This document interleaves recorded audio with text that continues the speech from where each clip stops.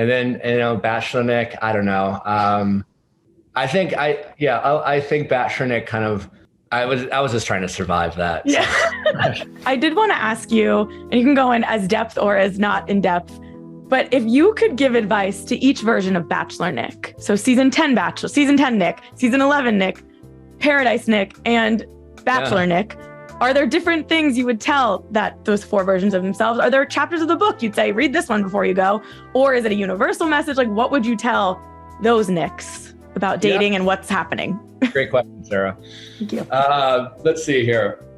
Season 10 Nick, Andy Nick, I would tell him to relax and not sweat the small stuff, because I very much realize, it doesn't, your relationship doesn't matter how you met. I got caught up in the romance of it all, the environment, and I took myself very seriously. And it was like I came in as like this skeptic of like, I don't know if this is real.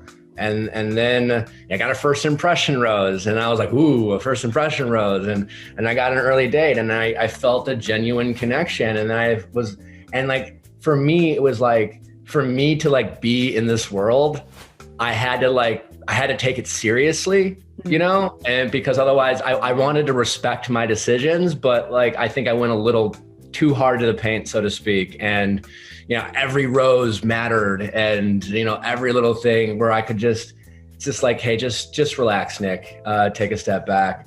With Caitlin's, that hopeful or grateful chapter, I think I was, like, there was definitely a lot of chemistry, or, there's one, the chemistry, you like, prioritize the boundaries you set over the chemistry you feel. A ton of chemistry with Caitlin. Obviously that's what brought me on the show, but I didn't spend much time talking, thinking about compatibility, or what was important to me. Obviously it's The Bachelor, right? So like, there's no such things as boundaries for yourself in The Bachelor. You're literally just trying to get, you're fighting with other people to get that person to like you. And so I would have told myself to really prioritize compatibility and think about that. And then, start asking, people are often asking themselves why at the wrong time.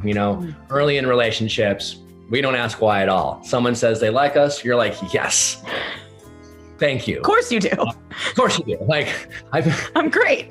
How long? Why did it take you so long to realize this? Everyone should like me. Yeah, or I love you, or I'm starting to, feel these feelings for you. And we just accept that at face value. And while I don't want to like everyone to like ruin a good moment, I do think it's important to check in and say, well, why do you feel the way you do? And if someone truly has these genuine feelings, it should be pretty easy to articulate why they feel the way you do. Because words like love bombing and things like that have become commonplace. And these are real things that are very toxic things to do, and they can be very damaging to people. But love bombing and getting excited about someone only to like realize that maybe you didn't feel the same way are two very different things. Like, intent matters, but people can get excited, and we can get caught up in the moment and say, I've never felt like this before. And in the moment, it's true. And then, and then a couple days go by, you hook up, and things get awkward, or someone says something that throws you off, and your feelings change. And then all of a sudden we're confused, and we're like asking ourselves, well, why did they said to me, they've never felt like that before. And we'll hang on to that. Boy, I am someone who like hung on to like every little word, someone said to me when it was like a validating word. And then when people will end a relationship with us, well, they were asking why all the time. Well, why did you do that? Why did you say this? Why did you say that? And then all we're really doing is asking someone who's decided they don't want to be with us anymore to come up with new reasons why they, don't want to be with us. And that's just, why are you torturing yourself? And so it's just, I think I would have really focused on that I would have given young Nick back on Caitlin's season that advice.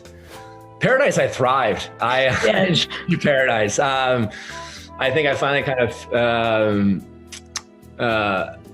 figured it out in terms of, I don't know, I'm sure I could come up with something, but I really enjoyed my time on Paradise and the people around me. And maybe it's just more when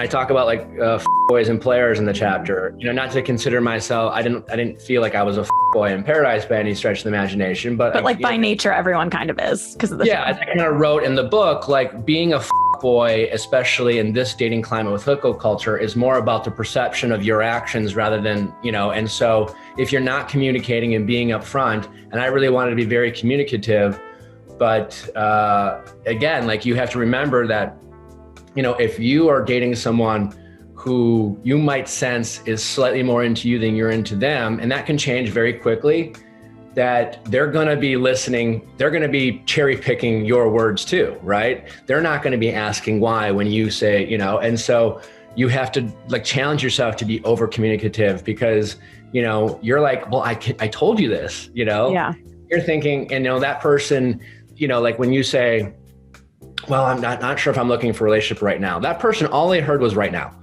you know, and what you're thinking is like, well, I wanted to soften the blow, right? You know, and so you have two people hearing the same thing, interpreting in two very different ways. And so I don't think you can ever over communicate, especially if you're someone who feels like you're a little less committed to this, you know, relationship than the person you're dating, and it is your responsibility. Like everyone's an adult, right? They can choose to say, hey, I'm okay with just hooking up, and not that you shouldn't like trust their ability to decide for themselves, but you should really make sure that you're communicating, because we do have a way of cherry picking people's words and deciding what we really want. And then, you know, Bachelor Nick, I don't know.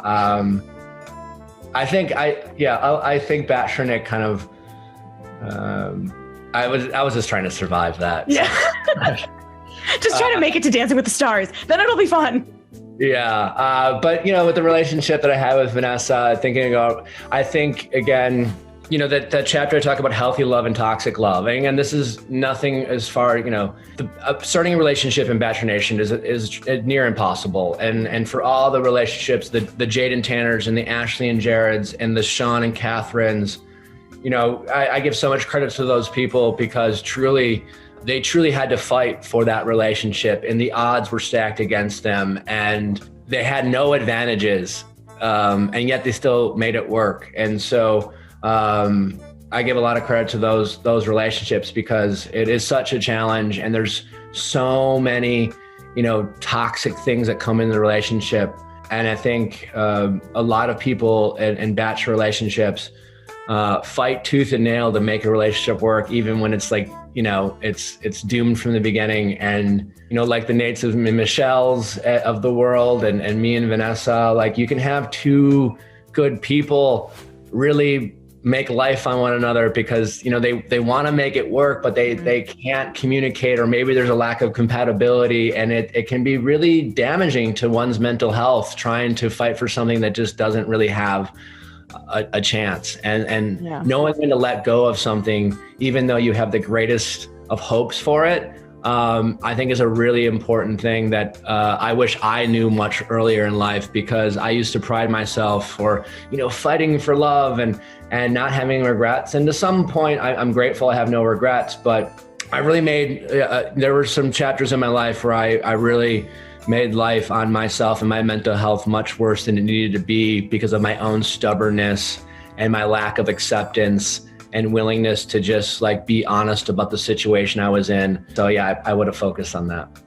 Well, you kind of touched on this, but I was reading your Esquire profile this morning, and you said, which I thought this was just an important quote to pull for someone who I obviously talk about The Bachelor all the time, so do you, but you said real love isn't possible in that environment, but real feelings are. Sometimes they turn into love, and sometimes they just get confused with love because of the general excitement level, but in the moment it's real. And I feel like that was one of the better takes I've ever heard of trying to explain that the show is quote unquote real, but it's also not at the same time, and the feelings love. And I liked that line. Yeah, well, I appreciate that. And again, that's not to take anything away from like the show, but and that's just my interpretation of love. You know, as I see it, having experienced, you know, various feelings throughout my life. But yes, To me, love is about that trust and that understanding where you are and not constantly worrying about how someone feels about you. And the whole show, the whole premise of The Bachelor is to like be kept in the dark about how someone feels about you to the very end. And that is not building trust and understanding. And there's so little we get to know about the people we end up in relationships. But truly, I felt real feelings.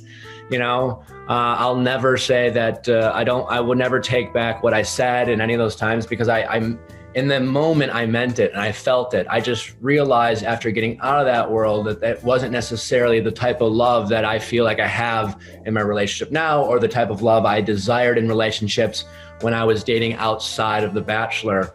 But again, the feelings are real. And like I said, for the Sean and Catherine's and the Ashley and Jared's. I mean, Ashley and Jared is different because they got the name. Ashley and Jared, they're amazing, but there's an asterisk. We saw a lot of crazy things go down between the two. Yeah, right. We're rewriting history a little bit on those Paradise episodes this week of the ideal situation. Granted, I know they wouldn't change it for the world and they're amazing and they have a kid and all's well that ends well, but like, we can't act like they left that show in a good place either time. Exactly. So, right. And so, it's just, they're very real feelings, and it certainly has turned into love and healthy love. But on that show, it is the greatest leap of faith of all time, based off of feelings that feel very exciting. So, I often say that two things can be true at the same time. People have such a hard time believing it's real. And I can't speak for everyone on that show and how they go about it, but the people who are getting down on one knee and saying I love you at the end, I truly believe that the vast majority of those people are very genuine with what they're saying. They truly believe the words coming out of their mouth. They just might reflect back and see how much they've come along in this relationship, especially if it works out, right? When Ashley was telling Jared, I love him on the beaches of paradise, I'm quite certain that means very different now when Ashley and Jared say I love you to each other, because there's a security and trust and this, like, there's truly my best friend. They're truly each other's ride or dies. They know no matter what, that this person will have my back. And they didn't have any of that on the beaches of paradise. It was just like any moment, that love was based off of fear of losing something and hoping. And so those are two very different things. And in my opinion, one's love and one is the hope or desire for love and the idea of it. And that's not quite the same.